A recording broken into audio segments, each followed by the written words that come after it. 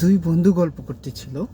তো এক বন্ধু আরেক বন্ধুকে জিজ্ঞেস করলো, আচ্ছা তুমি বলো তো, ডাক্তার, ইঞ্জিনিয়ার এবং টিচার তিনজনের ভিতরে কে সেরা?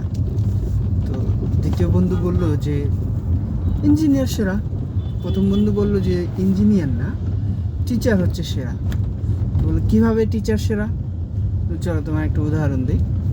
একটা গল্প ছিল এরকম যে একটা হেলিকপ্টারে করে 5জন ইঞ্জিনিয়ার, 10জন ডাক্তার আর একজন টিচার যাচ্ছিল।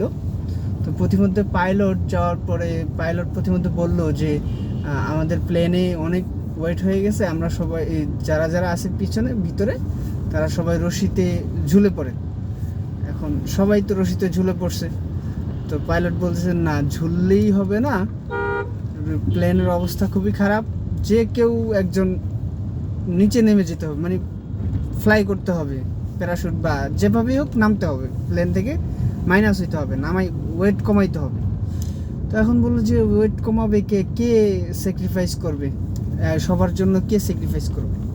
তো টিচার বললো যে স্যাক্রিফাইস আমি করব, কারণ টিচাররাই সবসময় স্যাক্রিফাইস করে।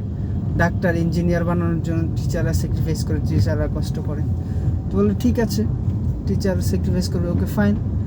এখন টিচার বলে ঠিক আছে, আমি তো তোমাদের জন্য স্যাক্রিফাইস করব, তাহলে সবাই আমাকে নিয়ে, আমি এই খুশির সংবাদ দিলাম, সবাই হাততালি দাও। তো সবাই হাততালি দিল। হাততালি দিতে গিয়ে তো সবাই রশি ধরা ছিল, তো সবাই হাততালি দিচ্ছে। তো সবাই নিচে পড়ে গেল, টিচার রশিতে ধরে ঝুলে সবাই, টিচারই বেঁচে গেল।